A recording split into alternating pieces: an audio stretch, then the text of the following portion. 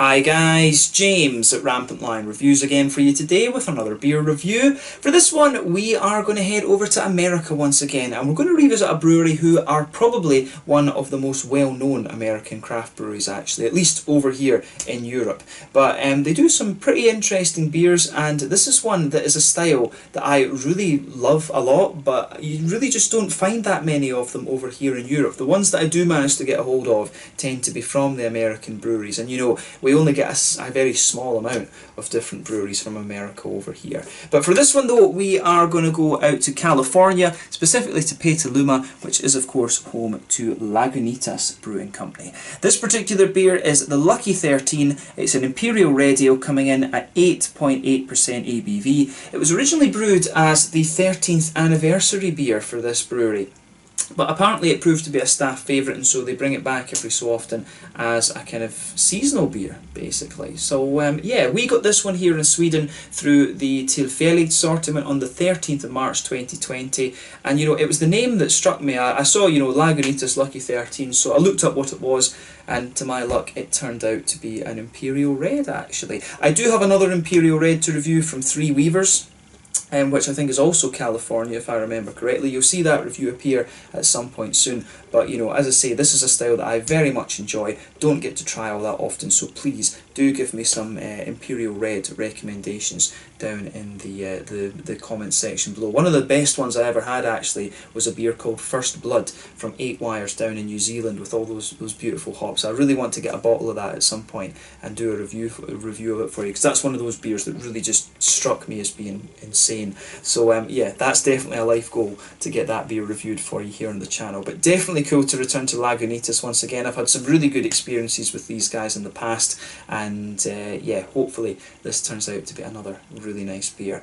So yeah, let's see how we get on with it then. So as always with my reviews, I'll tell you a little bit about the brewery before we taste the beer. If you want to get straight to the tasting, just fast forward. All the usual links are in the description below. That's the brewery website, the link to my other reviews that I've done from Lagunitas Brewing Company before. No doubt there will be a few more at some point in the near future. There's all the usual social media down there too. If you want to see more reviews, do please consider subscribing to the channel.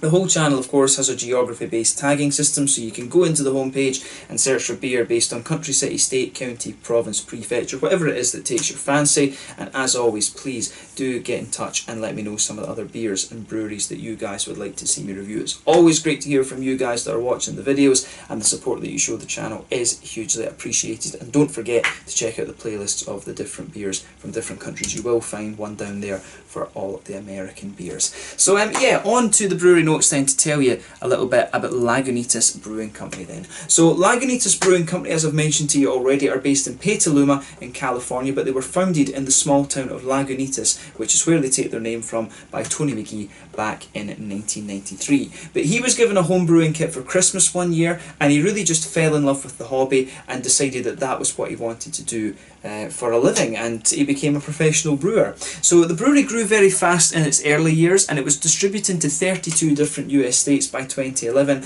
and in 2012 they announced plans for a second brewery in Chicago, and this would take the brewery's capacity up to 600,000 barrels of beer per year. This brewery began production in April of 2014, and an on-site taproom was added soon after it, and at this point they were the 5th best-selling brewery overall in the United States. But in September of 2015, Heineken International purchased a 50% stake in the brewery, meaning an increase in the brewery's international operations. And I think that we did get Lagunitas over here in Europe, but we started to get more and more of the kind of random Lagunitas beers after that. It was mainly the Maximus, the IPA, and I think one of the Pale Ales. I forget the name of the Pale Ale, but it was mainly those three beers that we were getting over here in Europe. But the move was very controversial amongst fans of the brewery, because McGee had previously said that he would never in a million years sell the company, but he went back on it. But in 2017, Heineken took over full ownership of the brewery, with Mike McGee remaining as the CEO, and today they're producing over 900,000 US barrels of beer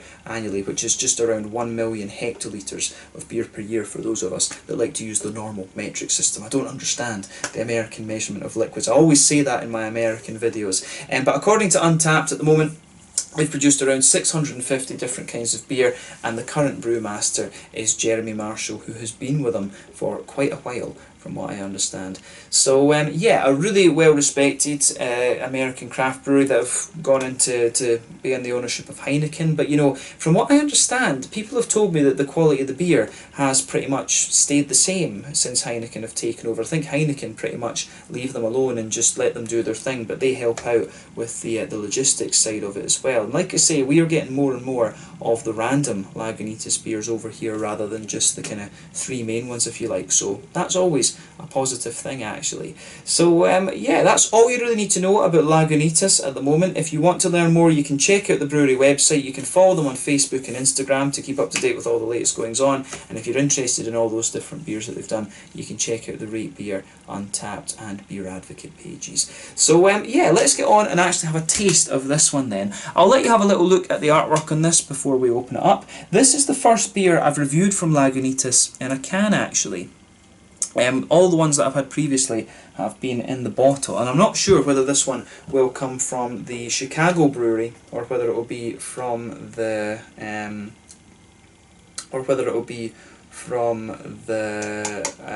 the Petaluma brewery. I'm really not sure. Don't know if there is a number or something we can look at. It says, yeah, Petaluma. It says under the sticker there, it does say Petaluma, so maybe this one is from Petaluma. But it says on the side here, beer is still a Bronze Age human endeavour, and we feel honoured to have the chance to leave our footprints on its winding path into history, all while leaving our ideas of adventure on your buds. Thanks for your trust over the years. We hope you enjoy this specially brewed high gravity Auburn offering. First brewed in celebration of our first profitable business year in 2006. So yeah, that's pretty cool. So 13, what is that, like 13, I'm sure it said 13 years in, it's their first profitable year. That's crazy that a company could survive for 13 years, unless they were breaking even basically for a good number of years. But I know Lervig in Norway, they went for a long time before they actually turned a profit, which is pretty impressive. But yeah, this one, like I said, was the beer brewed for their 13th anniversary. Proved to be a staff favourite, so now it comes back quite regularly. So yeah, an 8.8% Imperial Red. Without further ado, let's get this guy out and we'll get on with the tasting. I do also know that this beer has Amarillo hops in it, which is one of my favourite hops actually. Back in the day I used to love the old Amarillo. Lovely big oily orange character, but these days of course it's been a bit forgotten about because of the rise of Mosaic and its lighter kind of tangerine notes. But there's some lovely orangey hops out there. Azaka, Sabro, what else have we got? Azaka, Sabro, Mosaic, as I said, Mandarina Bavaria, Waiti from New Zealand, if I remember correctly. Pacifica as well is quite a big orangey hop as well. I can't remember which one of the Slovenian ones again that's orange. I think it might be the Styrian Dragon, if I remember right. But yeah, Amarillo, beautiful hop in my mind. If you've watched the channel before, you will know that I love my big orangey IPAs. But yeah, as you can see with this one, it's poured a lovely, very rich, coppery, ginger kind of colour actually. It's a lovely, yeah, I think copper is definitely a good way to describe the colour of this beer. It's actually a lot clearer than I thought it would be. So it's obviously been filtered, this beer, this one. You can see the head on this is about half of a frothy kind of cream coloured head. This one, it's not perfect white at all. There's one or two big bubbles sticking towards the side of the glass, a few little ones going up towards the bottom of the head there, and there's a fairly steady stream of slightly bigger bubbles going up there too. But overall it looks very, very nice, this, and you know, pretty much what you would expect from an Imperial Red, to be honest. You can get them in different colours. Some of them can be a little bit more straight up red than this. This one definitely looks a little bit more copper. But I mean, the whole the American Red Ale, you do see it sometimes called the American Amber, and I've never really been able to get a sort of clear definition as to what the difference between a Red Ale over there and an American Amber is. You know, that's one of the things I've never ever gotten clarity on. I just know that I think both of them are pretty damn good. But yeah, a nice looking beer, this one, not out with the realms of possibility for an Imperial Red. So yeah, let's have a look at the aroma then and see how we get on. Oh yeah, for me, this is lovely. You can smell the booziness in this beer straight away. I mean, and at 8.8%, it's not as heavy as some of the other ones I've reviewed for you from Lagunitas. but it still comes across. It smells a bit boozier than it is actually. So straight away you get some of that lovely sweet caramel out of it. It's a bit toasty. It's got a lovely it's got the caramel that comes out of this one. It's lovely and big and oily. It's almost a little bit like treacly and molassesy, to be honest with you. It really you can smell the booziness out of this. It's almost got a wee bit of a kind of leathery aroma to it as well. There's definitely some woody and almost, yeah, there's definitely some kind of woody and leathery sort of things, and the sugar comes across as being a little bit kind of caramelised. It almost smells a little bit like the top of a creme brulee in some way, but without the creaminess, obviously, just like that kind of brown sugary note you get on the top of a creme brulee. But yeah, lovely big brown sugary notes to this one. It's a little bit kind of sugar caney, to be honest, a bit like a kind of caramelly wafer type thing. But yeah, you can smell the big thicker brown sugars there, the big more boozy ones, to be honest. But how the way that goes together is absolutely beautiful. I love that malt base in here. So yeah, just basically there's a bit of kind of brown bread in there as well. You can smell, I suspect it will be some sort of two-row malt that's in here, because it's really got that distinctive kind of bready note. When it comes to American malt, I do love the two-row. Most of the malt that the breweries use over here in Europe is, quite smooth German malt. So the American ones, they tend to be a little bit more almost kind of buttery and biscuity in a way, and I really like that about the two-row malts. But yeah, you can smell that sort of two-row kind of bready base to the beer, which is lovely. The brown sugar kind of sits on top of that. There is definitely a bit of a McVitie's digestive biscuit, the kind of thicker caramel that I was talking about, the caramel wafery sort of thing, and the boozy notes as well. Definitely some woody and almost slightly leathery undertones to this one. But yeah, that's the malt base basically. There's nothing overly surprising about it. But on the hoppy side of things, you can get a little touch of earthiness out of this one. You can smell some of the dankness, the sort of floral dank qualities of this one. It's not quite as piney and resinous, I think, as some of the beers that you're going to come across. I've always felt that if you're having Imperial Red, you want it to be more floral rather than piney. I've always felt that works a little bit better. But you also get some lighter grassiness out of it, but mainly it's leaning towards that more kind of dank floral quality. And then on the fruity side of things, it's definitely, you definitely pick up those big orangey, oily notes from the Amarillo. There's maybe a wee bit of a kind of red fruity quality to the beer as well, like some, you've almost got a little bit of that kind of cough syrupy, medicinal type thing, like is it right to say like a datey or pruny quality? But yeah, it's a big oily orange that's forming the linchpin of the fruity side of things in this beer. So yeah, take a bit of time and enjoy the aroma of the beer before you get stuck into it. But this one, I have to say, is really very, very nice actually. So yeah, take a bit of time and enjoy that. But we're going to try this one now. This one is the Lagunitas Lucky 13, brewed for their 13th anniversary back. Was it 2006 they said? 2006. Yeah, so brewed for their 13th anniversary back in 2006 and then released here in Sweden about 14 years later. Let's get stuck into this one. Slange, skål.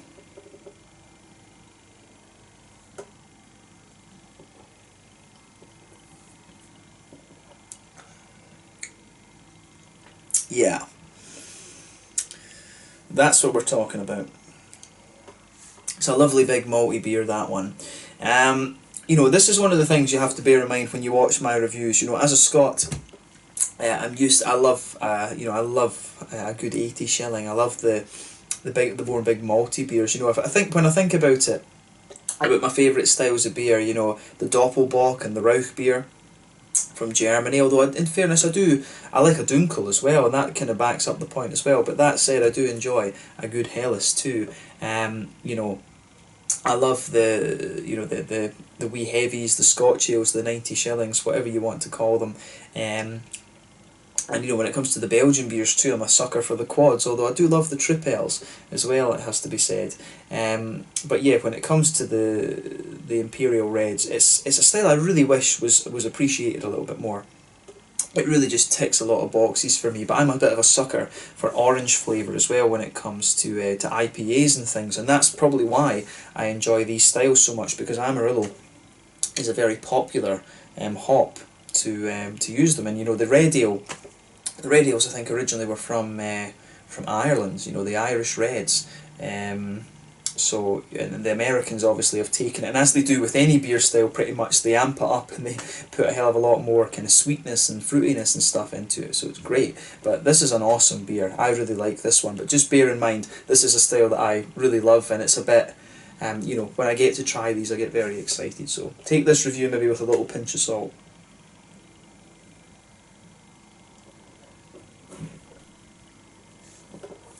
But yeah, again, you know, I was saying from the aroma, I would think this one is boozier than it is in the taste. I would think this is boozier. You know, I would think that this is probably like a 10%er or something like that. I mean, it just feels a little bit. It just feels a little bit darker. But then again, it does have that sort of West Coasty vibe about it, in the sense that of the way the malts come out. It's got that big oily malt base, and you know, these days we're used to the kind of haze craze, if you like, where it's the oaty and wheaty malt base, which is designed to be smooth rather than oily and sweet. So that's another thing about this. Maybe that's maybe some way that my palate has evolved to find these beers like this very heavy, because I had the same. I reviewed the 40th anniversary beer from Sierra Nevada, and it was only 6%, but you know, to me it came across as really boozy, and that's maybe just the stronger presence of caramel and things like that. We are used to kind of softer and smoother malt bases these days, rather than the old school kind of big oily ones that we used to get.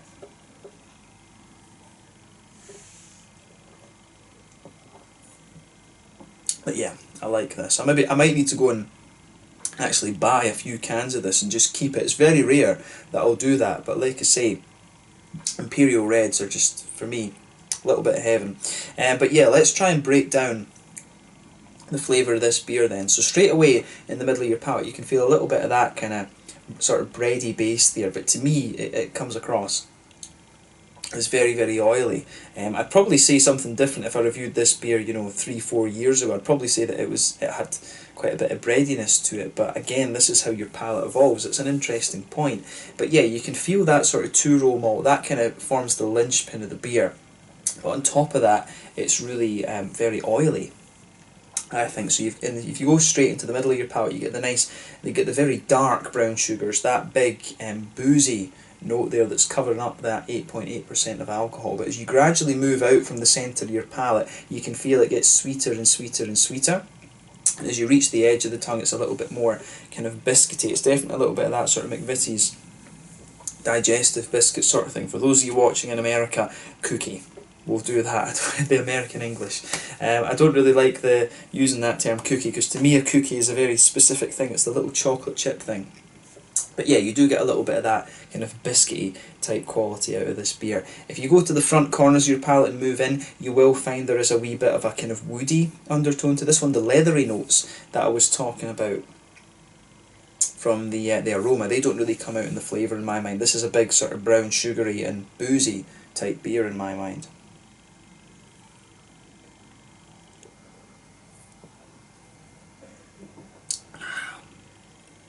I love this.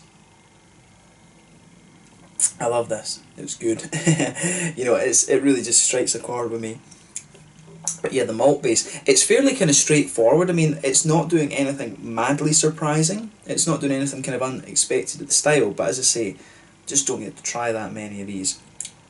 So yeah, it's a big, thick, kind of boozy feeling beer, this one. I really would have been interested to see if I'd reviewed this 3 or 4 years ago, what I would have thought of that malt base, because now I think it does feel pretty boozy and heavy, but I think that's, you know, that is just because we're used to wheaty and oaty malt bases these days rather than a good old kind of caramel and things. But yeah, the flavour of this beer in the malt base is lovely. The brown sugars, as I say, it's quite a dark brown sugar actually. It's almost a little bit kind of, I don't know if it's right to say treacle molasses, but it's a very big oily, highly caramelised sort of caramel note that you get out of this, which is really interesting. I'd be curious to know how long the boil is on a beer like this, because it's always when it comes to the malt base and colour and things like that, it is affected, one, by the types of malt that you use, and two, the length of the boil, and that tells you what degree your sugars are caramelised to. So I'd be curious to know about this one, because this does look, it's quite a dark amber, this one, not the darkest, right enough, but yeah, the colour of this beer does have a good little bit of an edge to it, I would say.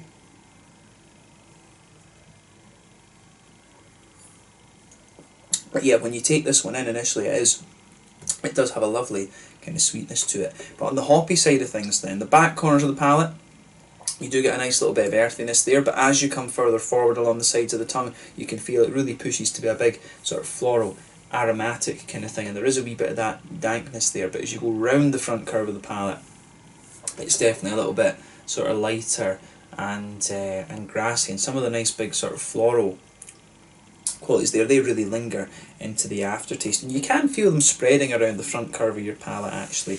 Behind the front curve of the tongue, that's where you get that little oily bubble where the juicy fruity esters start to push their way out of the beer. And again, this is a part where this beer is really quite oily rather than anything else.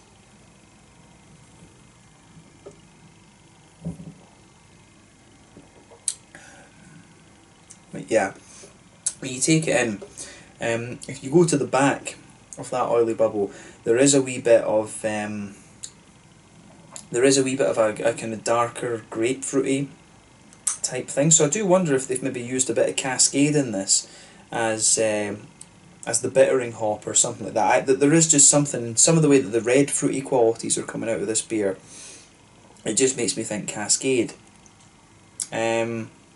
Yeah, I'll go with that. I like playing Guess the Hops with beers, and I think there's Cascade in this as well as the Amarillo. I know that it said on the website that there was Amarillo in this one, but I'm pretty sure there's Cascade in this beer. But yeah, if you go to the back of that oily bubble with the fruits, there's a little bit of that grapefruit there, but it very quickly kind of fades away and becomes more of a big oily, it becomes more of a kind of oily orange, and that's what kind of lingers there the further you go into the aftertaste. As you move out towards the very kind of edge of the tip of your tongue, that's when you start to get some of these red fruity notes out of it, and it comes across as quite a candied red fruity quality. Now that I mention it, it's really got a lovely kind of sweet candied edge to it, to be honest.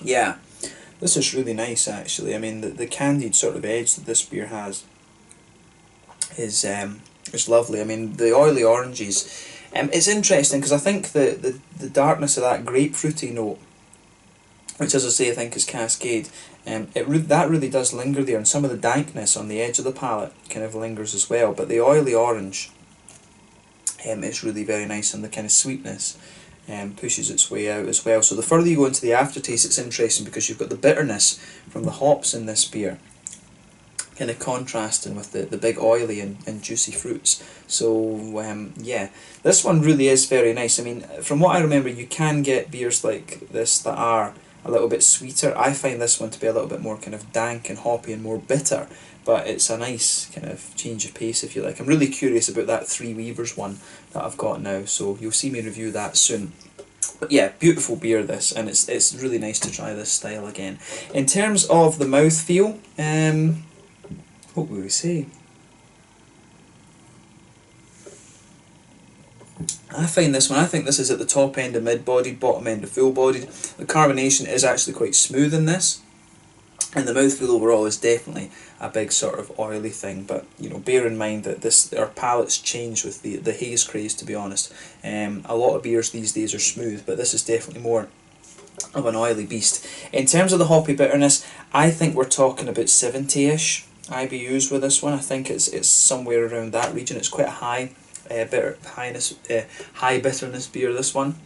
The malt base has a wee bit of smoothness to it, but it's got a good degree of sweetness to it as well. It dries out a little bit the further you go into the aftertaste, but not too much. It does remain quite oily. You've got a lovely big oily but still juicy fruity quality to this one. It's got a little it's kind of like a sort of, I was saying dates and prunes and stuff like that. It's maybe a little bit of just a candied strawberry type flavour that comes out around the very edge of that fruity part of the palate. But I mean, overall, it is a really, really nice beer. This one, a very nice example of the Imperial Red, and I am tempted to go to Systembolaget and pick up another couple of cans of this and just play with it, let it age a little bit and see what it's like.